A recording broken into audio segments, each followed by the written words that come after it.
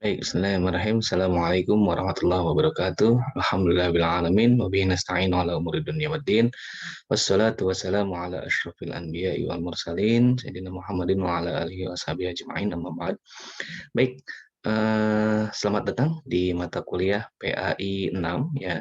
Jadi di mata kuliah PAI 6 ini adalah terkait dengan sejarah pemikiran Islam ya, pemikiran Islam. Jadi di dalam PAI 6 ini nanti kita akan belajar berkaitan dengan pemikiran-pemikiran Islam ya, mulai dari kajian pemikiran teologisnya, kemudian kajian filsafatnya, kemudian dari sisi fikih dan usul fikihnya ya, itu pemikiran-pemikirannya akan kita kupas tuntas di sini ya, termasuk nantinya para pendiri 4 mazhab ya, mazhab Syafi'i, Hambali, Hanafi, dan juga mazhab Maliki. Itu bagaimana corak pemikiran dari keempat pemikir tersebut. Kemudian termasuk juga nanti kita akan membahas bagaimana sih konsep tasawuf ya dalam Islam. Itulah pemikiran-pemikiran Islam ini mudah-mudahan dengan mempelajari pemikiran-pemikiran Islam ini nanti ya kita akan mencoba bagaimana mengambil hikmah dari setiap peristiwa yang ada ya, mengambil ibroh dari materi-materi yang ada, yang mulai dari kajian teologi, kemudian kajian filsafatnya supaya memperteguh keimanan kita. Itu. Jadi di awal ini kita akan melakukan kontrak kuliah dan juga pengenalan terhadap teologi Islam ya. Nah, perkenalkan yang terlebih dahulu saya nanti yang akan mengajar di mata kuliah PAI 6 ini ya. Saya Dr. Rami Aziz, SPD MPDI, tepat tanggal lahir di Purwakarta, 31 Januari 1987. Saya tinggal di Ciburui, Kecamatan Padalarang, Kabupaten Bandung Barat. Dan riwayat pendidikan ya SD sampai dengan aliyah itu saya tamatkan di Purwakarta. Kemudian S1 sampai dengan S3 saya selesaikan di UIN Sunan Gunung Jati Bandung. Dan riwayat pekerjaan saya ya ini, dan sekarang saya menjadi dosen tetap di Universitas Islam Bandung di Fakultas Tarbiyah dan Keguruan ya. Nah, ini kemudian kita mulai kontrak kuliah kita, apa sebetulnya manfaat kita yang mempelajari pemikiran dalam Islam ya. Yang pertama tentunya ya, manfaat yang pertama itu adalah dengan mempelajari pemikiran dalam Islam, khususnya dalam bidang filsafat ya, ini mempunyai tempat penting dalam tradisi intelektual Muslim yang berupaya untuk mencari kebenaran dan kebijaksanaan. Jadi dengan belajar filsafat bukan berarti kita kehilangan arah, bukan. Tetapi dengan belajar filsafat justru akan menambah keyakinan kita kepada Allah Subhanahu wa Ta'ala akan kebenaran dan kebijaksanaan. Karena filsafat itu kan hakikat dari maknanya itu adalah mencintai kebijaksanaan, dari kata filos dan sofia ya, artinya mencintai kebijaksanaan. Kemudian manfaat berikutnya adalah dengan mempelajari pemikiran dalam Islam itu akan membentuk konstruk pemikiran kita yang wafan dan yang mapan ya, dan kokoh sesuai dengan pandangan Islam, sesuai dengan world view-nya Islam. Jadi ini akan semakin mempertebal ya pemikiran kita, khususnya yang berkaitan dengan world view-nya Islam itu seperti apa, pandangan Islam itu bagaimana tentang filsafat, tentang teologi, ya tentang usul fikih, usul fikih, tentang tasawuf itu bagaimana sebetulnya hakikatnya seperti apa. Kemudian juga sebagai juga bekal ya bagi mahasiswa itu untuk berinteraksi ya ketika berhadapan dengan filsafat dan pemikiran dari barat ya dalam konteks dialog peradaban. Jadi nanti sebagai upaya untuk mengimbangi ya filsafat-filsafat yang memang dicetuskan oleh orang-orang barat itu apakah mencari kesesuaiannya dengan nilai Islam itu. Kemudian yang terakhir adalah menjawab pertanyaan abadi, karena secara fitrah manusia itu kan memiliki rasa ingin tahu yang tinggi, itu secara fitrahnya. Nah, itulah manfaat mempelajari kita pemikiran dalam Islam. Maka dari itu penting sekali untuk senantiasa disimak dan juga membaca modul-modul yang nantinya akan dipersiapkan ya di dalam perkuliahan kita kali ini. Dan jangan lupa untuk wajib bagi kalian semua membeli buku yang buku pemikiran Islam yang memang sudah diterbitkan oleh LSPK. Nanti link dan lain sebagainya akan saya sampaikan di kuliah dan grup. Nah, kemudian ini bahan kajian yang akan kita bahas. Ya, selama 1 semester terkait sejarah pemikiran Islam, yang kita bahas yang pertama adalah pemikiran teologis aliran Khawarij dan Murji'ah. Kemudian pemikiran teologis aliran Qadariyah dan Jabariyah, dan juga perbandingan antara aliran Mu'tazilah dan juga Ahlus Sunnah wal Jamaah. Jadi ketiga materi ini ya. Ketiga materi di awal ini adalah berkaitan dengan kegiatan teologis, ya, kajian-kajian teologis. Dan juga termasuk yang keempat itu adalah pemikiran Ahlus Sunnah wal Jamaah dan juga Syiah. Ini adalah kajian teologis, ya, manakah yang memang dari aliran teologis ini, ya, yang memiliki pemikiran yang sesuai dengan apa yang disunahkan oleh Rasulullah SAW. Ya, apakah Khawarij Mujiah atau Qadariyah Jabariyah atau Mu'tazilah Sunnah, ya, atau yang Syiah. Nah, itu. Jadi nanti akan kita bahas di beberapa pertemuan yang akan datang. Kemudian berikutnya adalah terkait dengan hukum Islam yang akan dibahas, akan kami bagi dalam dua aspek, pembentukan dan perkembangan hukum Islam, ya, mulai dari tujuan pembentukan hukum Islam sampai ke maqasidus syariah, apa sebetulnya tujuan diturunkannya syariat oleh Allah Subhanahu wa taala. Kemudian fikih juga sebagai metode pembentuk hukum Islam. Nantinya kita akan mengenal biografi dan sistem pengambilan hukum, ya, dari 4 imam mazhab itu, Maliki, Syafi'i, Hambali, dan juga Hanafi. Pertemuan berikutnya ini berkaitan dengan filsafat, ya. 7 dan 8 ini berkaitan dengan filsafat Islam, bagaimana lapangan filsafat dalam Islam itu seperti apa, hakikat dari filsafat Islam itu bagaimana, dan juga bagaimana pemikiran para filosof muslim.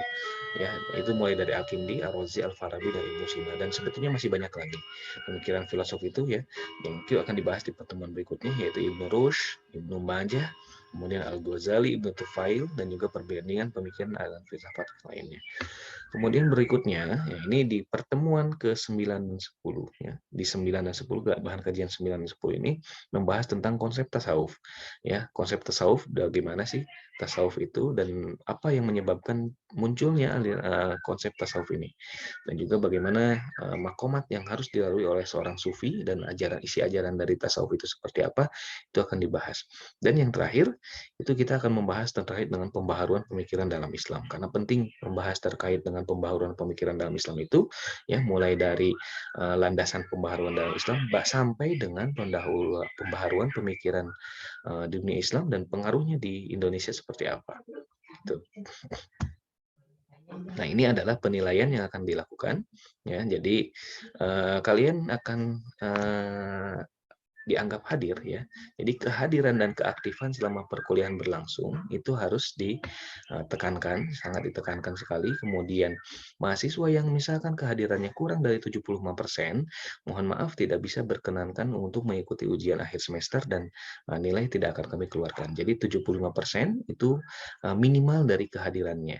Jadi dalam hal ini maka maksimal kehadiran itu 75%, ya. Jadi kalau misalkan kurang dari 75%, maka tidak dapat mengikuti ujian akhir semester. Jadi dalam hal ini maka 3 kali, ya, itu ada toleransi untuk tidak hadirnya. Dan kuliah saat ini, ya, untuk PAI 6 itu kita menggunakan e-learning atau e-kuliah, yang mana agar dianggap hadir dalam satu pertemuan, jadi setiap kalian agar dianggap hadir dalam satu pertemuan itu, maka wajib yang pertama membaca modul atau menyimak penjelasan, ya, dari saya terkait nanti sesuai dengan materinya, entah itu melalui video YouTube ataupun melalui PowerPoint yang ada suara dari saya nanti, ya.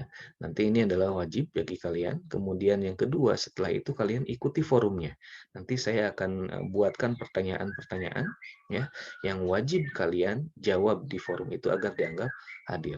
Kemudian kalian wajib juga mengikuti kuis. Jadi setelah setelah ikuti forum, maka wajib mengisi kuis di kuliah, ya. Dan keempat, tugas itu kalau ada, ya, jadi sesuai dengan instruksi. Jadi intinya kalian agar dianggap hadir itu harus memenuhi apa yang aktivitas yang ada di dalam kuliah itu. Karena saya sudah atur juga, sudah saya setting, ya. Kalian tidak bisa ikut forum kalau sebelum baca modul terlebih dahulu. Kalian tidak bisa ikut kuis kalau sebelum mengikuti forum terlebih dahulu, seperti itu. Dan pelaksanaan perkuliahan ini dilaksanakan sesuai dengan jadwal perkuliahan yang sudah ditetapkan oleh fakultasnya masing-masing. Kemudian hasil UTS dan juga hasil UAS ini menjadi pertimbangan dalam penilaiannya, ya. Nah, ini persentase dari penilaiannya, ya. ketika ikuti aktivitas aktif dan ikut forum diskusi, maka itu menjadi bobotnya 15%, kuis 15%, tugas jika ada itu 15%, UTS 25%, dan UAS menjadi 30%. Ya, artinya semuanya totalnya menjadi 100% dengan kategori nilai A itu lebih dari 80 ke atas, A min ya seperti ini, bisa kalian lihat sendiri. Ini adalah bobot penilaiannya. Jadi ya sekali lagi saya tekankan agar dianggap hadir dalam satu pertemuan harus mengikuti setiap aktivitas yang ada di dalam kuliah yang sudah saya susun ya. Nah, kemudian berikutnya ya, ini referensi ya. Ini buku yang wajib kalian miliki ya. Nanti akan saya share linknya ya. Tim dosen PAI 6 Unisba itu sudah menyusun buku ya terkait dengan pemikiran Islam yang diterbitkan oleh LSIPK Unisba. Nanti kalian akan saya berikan linknya dan wajib setiap mahasiswa memiliki buku ini ya. Nah, itu untuk ini buku istilahnya buku pilihannya boleh kalian miliki ya sebagai upaya memperdalam ilmu terkait dengan pemikiran Islam. Nah, kita ke pengenalan terlebih dahulu ya terkait dengan pemikiran dalam Islam ya. Jadi latar belakang ya mulai munculnya aliran-aliran teologi dalam Islam itu awal mulanya disebabkan karena masalah politik. Jadi bukan dalam masalah teologi. Jadi permasalahan teologi itu justru tumbuh setelah mulainya itu dari permasalahan politik. Jadi semakin kan kalau unsur sejarahnya dari sisi sejarahnya, maka awal mula pertumbuhan Islam itu adalah setelah Nabi Muhammad SAW wafat. Jadi ketika Nabi Muhammad SAW mengawali penyebaran tuntunan yang diberikan Allah di kota Mekah, ya, maka tatanan kemasyarakatan itu berada di bawah kekuasaan pemimpin kabilah Quraisy. Ya, nah kemudian ketika Nabi Muhammad SAW ya itu memimpin ya. Jadi Nabi Muhammad SAW ya kan ketika di Mekah itu diangkat sebagai pemimpin agama. Jadi kondisi masyarakat Mekah ya ketika itu yang memang terdiri dari beberapa kabilah dan karena kondisi masyarakat Mekah ketika itu masyarakat Islam itu masih minoritas, maka dalam hal ini Nabi Muhammad SAW itu dijadikan sebagai pemimpin agama saja di Mekah khusus untuk mereka apa istilahnya memperdalam Islam ya. Nah, ketika Nabi Muhammad SAW hijrah dari Mekah ke Madinah, yang mana kondisi masyarakat Madinah itu berbeda sekali dengan masyarakat Mekah karena memang kota Madinah itu bukanlah kota dagang tapi kota pertanian, sementara di Mekah itu adalah masyarakatnya yang dominan mata pencahariannya itu adalah berdagang ya kan, dan masyarakat di Madinah itu adalah beraneka ragam ya, terdiri dari suku Arab dan juga suku Yahudi ya. Suku Arabnya itu terdiri dari suku Aus dan Khodraj. Jadi kedua suku tersebut di Madinah itu senantiasa terjadi persaingan dan perselisihan dalam perebutan sebagai tokoh pemimpin ya di masyarakat Madinah. Kemudian kondisi inilah menjadikan senantiasa ya suku Aus dan Khodraj ini senantiasa terus mengalami perselisihan ya sehingga mereka menghadapkannya kepada seorang hakam. Nah, pada waktu memimpin suku Aus dan Khodraj ini berziarah ke Mekah, mereka tahu kedudukan Nabi Muhammad SAW ya dan memohon agar beliau itu pindah ke Yasrib karena begitu kerasnya perlawanan yang dilakukan para pedagang Mekah, Nabi Muhammad SAW pun akhirnya berhijrahlah ke Madinah atau ke Yasrib. Nah, setelah Nabi Muhammad SAW pindah ke Yasrib, maka kota ini diberikan nama oleh Nabi Muhammad SAW sebagai kota Madinah. Ya, jadi Nabi Muhammad SAW ini bertindak sebagai penengah antara suku Aus dan Khodraj ya, yang senantiasa berselisih ya secara bertahap. Kemudian kehadiran Nabi pun mempersatukan ya kedua suku itu. Ya, lebih-lebih ketika suku Aus dan Khodraj ini banyak yang memeluk agama Islam kecuali bangsa Yahudi ya. Jadi posisi Nabi Muhammad SAW ketika di Mekah bagi para pengikutnya itu hanyalah sebagai pemimpin agama saja, ya. Jadi bukan sebagai pemimpin atau kepala pemerintahan. Sebaliknya, ketika di Madinah justru fungsi Nabi Muhammad SAW itu mempunyai dua posisi, yaitu pertama sebagai pemimpin agama atau pemimpin keagamaan sebagai nabi, yang kedua sebagai pemimpin kenegaraan atau kepala pemerintahan. Jadi Nabi Muhammad SAW lah yang mulai menegakkan kekuasaan politik yang berkuasa di Madinah ketika itu. Sebelum itu tidak ada kesatuan pemerintahan yang mengatur politik di kota Madinah itu. Nah, tatkala Nabi Muhammad SAW meninggal dunia, wilayah kekuasaan Madinah pun kan semakin luas. Ya, hampir seluruh semenanjung Arabia itu dikuasai oleh Islam ketika itu. Jadi pemerintahan Islam ketika itu, ya kan, itu meliputi kumpulan suku-suku bangsa Arab yang memang berada di bawah ikatan dan persekutuan dengan Nabi Muhammad SAW dalam berbagai bidang. Jadi ikatan itu bukan saja dengan masyarakat Madinah, ya kan, tetapi juga lebih inti lagi dengan masyarakat Mekah. Ya, jadi sepeninggalnya Nabi Muhammad SAW, ya, masyarakat Madinah pun terus memikirkan sebagai pengganti beliau itu siapa. Ya, perhatian utama mereka adalah memikirkan siapa pengganti dari Nabi Muhammad SAW. Sebelum jenazah Nabi Muhammad SAW dikuburkan, muncullah permasalahan tentang pengganti Nabi, ya, yaitu permasalahan tentang khilafah. Fungsinya Nabi sebagai Rasul nggak bisa digantikan, tetapi sebagai kepala negara itu mesti segera digantikan untuk menjaga keutuhan negara Madinah. Maka ketika itu Abu Bakarlah, ya, yang menjadi pemimpin masyarakat Madinah ketika itu, ya, pemimpin negara ketika itu. Kemudian setelah Abu Bakar As-Siddiq wafat, kemudian digantikan oleh Umar bin Khattab. Umar bin Khattab wafat, nah kemudian digantikan oleh Utsman bin Affan, ya. Nah, latar belakang Utsman bin Affan sebagai seorang pedagang Quraisy yang kaya raya, ya, kerabat Utsman itu kaum bangsawan yang kaya di Mekah, ya, mereka ahli di bidang administrasi. Pada saat menjadi khalifah, pengetahuan mereka itu sangat berguna untuk mengatur administrasi daerah-daerah di luar Arabia di bawah kekuasaan Islam yang memang ketika itu bertambah luas. Dan karakter Utsman, ya, dalam pandangan para ahli sejarah, ya, sifat Utsman bin Affan yang dalam pandangan sejarah itu adalah istilahnya para sejarawan menganggapnya Utsman bin Affan itu lemah, kurang tegas, ya, tidak mampu menentang ambisi keluarganya, ya, yang mana beberapa wilayah itu adalah diangkat gubernur dari keluarganya, ya, yang memang tunduk kepada kekuasaan Islam. Para gubernur yang diangkat oleh Umar bin Khattab, ya, yang dikenal kuat dan tidak mendahulukan kepentingan keluarganya itu banyak diganti oleh Utsman bin Affan.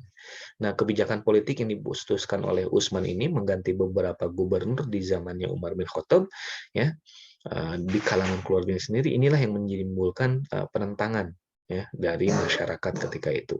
Nah, para sahabat Nabi yang awalnya mendukung kepemimpinan Utsman bin Affan itu secara bertahap meninggalkan Utsman bin Affan sebab tindakan Utsman itu dianggap kurang tepat, sehingga timbul motivasi untuk merebut keuntungan di air keruh, khususnya dari kelompok yang ingin menguasai kekuasaan atau ingin tokohnya menjadi khalifah. Akhirnya gejolak pun muncul dari berbagai daerah, ya, dari Mesir misalkan, ya, sebagai reaksi terhadap digantinya Umar bin As, ya, Abdullah bin Sa'ad oleh Abdullah bin Sa'ad ibnu Sarah, ya kan.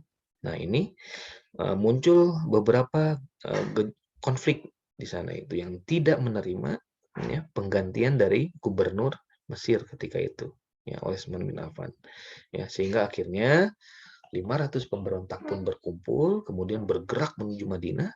Ya, selanjutnya berkembanglah, ya, suasana Madinah yang mengakibatkan akhirnya terbunuhnya Utsman bin Affan oleh para pemberontak dari Mesir itu. Nah, terbunuhnya Utsman bin Affan memunculkan pengganti khalifah berikutnya. Maka diangkatlah Ali bin Abi Thalib untuk menjadi khalifah yang keempat sebagai calon terkuat.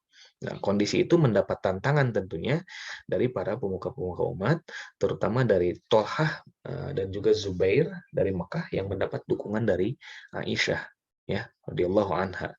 Nah, tantangan ini tentu bisa dipatahkan oleh Ali dalam pertempuran Jamal. Jadi pertempuran Jamal ini yang terjadi di Irak di tahun 656 Masehi ini adalah pertempuran antara pasukan Ali bin Abi Thalib dengan Aisyah radhiyallahu anha, ya. Nah, Tolha dan Zubair itu terbunuh, sedangkan Aisyah itu dikirimkan kembali ke Mekah.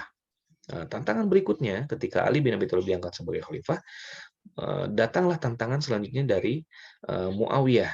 Ya, Muawiyah ketika itu sebagai gubernur Damaskus, ya, dan juga sebagai keluarga terdekat tentunya dengan Utsman bin Affan. Ya, nah ia pun Muawiyah bin Abi Sufyan itu tidak ingin mengakui, ya, Ali bin Abi Thalib sebagai khalifah. Ya, Muawiyah itu menuntut kepada Ali supaya menghukum, ya, dan mencari tahu siapa sebetulnya pembunuh-pembunuh dari Utsman bin Affan. Bahkan Muawiyah ini menuduh Ali bin Abi Thalib ikut campur tangan dalam soal pembunuhan tersebut. Nah, jadi inilah mulailah muncul gejolak politik, ya. Ali bin Abi Thalib tidak mengambil tindakan tegas, ya, dalam pandangan Muawiyah itu tidak mengambil tindakan tegas terhadap pemberontak-pemberontak yang datang dari Mesir itu, ya. Nah, pertempuran pun terjadi, ya, karena pertentangan menentang terhadap kebijakan Ali, menentang tidak ingin Ali menjadi khalifah, maka muncullah ketika itu terjadi peperangan yang namanya perang Siffin, ya. Pertempuran pun terjadi, ya, itu di Siffin, ya, antara Ali, ya, dengan Muawiyah. Ali sebetulnya pasukan Ali bin Abi Thalib itu mampu mematahkan kekuatan tentara dari Muawiyah, ya, sehingga lari dari medan tempur. Tetapi tangan kanan Muawiyah yaitu Amr bin As yang memang terkenal sebagai piawai, ya, dalam melakukan diplomasi, ini minta berdamai, ya, dengan mengangkatkan Al-Qur'an ke atasnya, ya. Qurra yang berada di pihak Ali mendesak Ali supaya menerima tawaran itu dan dicarilah jalan damai, ya, dengan mengadakan arbitrase. Jadi jalan yang dipilih untuk melaksanakan arbitrase, ya, arbitrase itu adalah usaha perantara dalam menyelesaikan sengketa. Jadi jangan cara bagaimana mengutus dua orang perwakilan dari masing-masing pihak yang bersengketa, dari pihak Ali dan juga dari pihak Muawiyah. Dari pihak Ali, ya, dari pihak Ali itu mengutus Abu Musa al-Ash'ari, ya, untuk menyelesaikan sengketa. Sementara dari pihak Muawiyah itu adalah Amr bin As. Ya, dalam pertemuan keduanya, kelicikan Amr bin As ini mampu mengalahkan kesolehannya Abu Musa al-Ash'ari sebagai perwakilan dari Ali. Jadi sejarah mengungkapkan bahwa antara keduanya terdapat kesepakatan untuk mencopot dari sumber dari sengketa itu, yaitu kedua-duanya sepakat mencopot Ali bin Abi Thalib dan Muawiyah terlebih dahulu sebagai penyebab terjadinya perpecahan umat itu. Setelah itu baru kemudian diangkat khalifah, ya, yang baru. Ya, nah, sebuah riwayat menyebutkan bahwa Abu Musa al-Ash'ari, ya, itu didaulat terlebih dahulu, ya, berdasarkan kesepakatan antara Abu Musa dan juga Amr bin As, ya, untuk mencopot keduanya, dan ketika itu maka silakan Abu Musa untuk berbicara terlebih dahulu. Nah, mengumumkan terlebih dahulu. Nah, jadi Abu Musa, ya, sebagai orang yang tertua untuk mencopot kedua tokoh yang bertentangan itu kepada orang ramai. Nah, berbeda dengan kesepakatan awal, ya. Abu Musa al-Asy'ari mencopot Ali bin Abi Thalib saja, ya. Kemudian pada gilirannya, ya, Amr bin As mengangkat Muawiyah dan menolak untuk menjatuhkannya. Nah, jadi dalam hal ini tentu, ya kan, merugikan pihak Ali dan menguntungkan pihak Muawiyah. Jadi sebenarnya yang legal sebagai khalifah itu hanyalah Ali, ya. Sedangkan Muawiyah bukanlah khalifah karena kelicikan dari itu. Jadi ketika Abu Musa menyampaikan dengan ini saya mencopot Ali bin Abi Thalib sebagai khalifah, kemudian Amr bin As langsung mengangkat Muawiyah, ya, sebagai khalifah. Jadi dalam ini terjadi kelicikan namanya, ya. Nah, kemudian kesepakatan tersebut seakan mendudukan Muawiyah itu sebagai khalifah yang sah, setingkat dengan kedudukan Ali sebagai khalifah. Dengan adanya arbitrase ini, kemudian kedudukan Muawiyah itu sudah menjadi khalifah yang menggantikan kedudukan Ali bin Abi Thalib. Ya, jadi keputusan arbitrase ini, ya, keputusan arbitrase ini tidak mengherankan kalau ditolak oleh Ali, bahkan beliau tidak mau meletakkan jabatan sampai mati terbunuhnya. Sikap Ali untuk menerima arbitrase ini merupakan kelicikan dari Amr bin Ash, dan dalam kondisi terpaksa ya, dan tidak disetujui sebagian dari tentara Ali, sebagian tentara Ali menyetujuinya dan tidak disetujui sebagian tentara Ali lainnya. Jadi mereka yang tidak setuju berpendapat bahwa kekhalifahan tidak dapat diputuskan oleh arbitrase manusia. Putusan itu hanya dari Allah. Ya, kemudian mereka menyebutkan la hukma illallah, ya, atau la hukma illa lillah.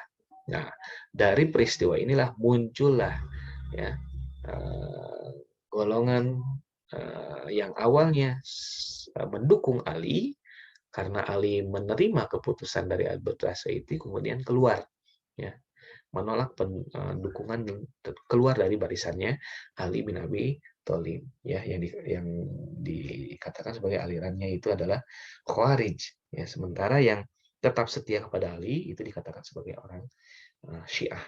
Nah, bagaimana dari situ semua itulah mulai munculnya gerakan politik itu ya. Nah, bagaimana kelanjutannya kita akan simak di pertemuan yang akan datang terkait dengan aliran dari Khawarij ya, dan juga Syiah, Murji'ah dan sebagainya. Muncullah dari sini ya. Dari peristiwa ini muncullah berbagai macam aliran-aliran teologi dalam Islam ya. Seperti itu. Itu adalah awal mula dari munculnya pemikiran atau pembaharuan dalam Islam, pemikiran dalam Islam ya.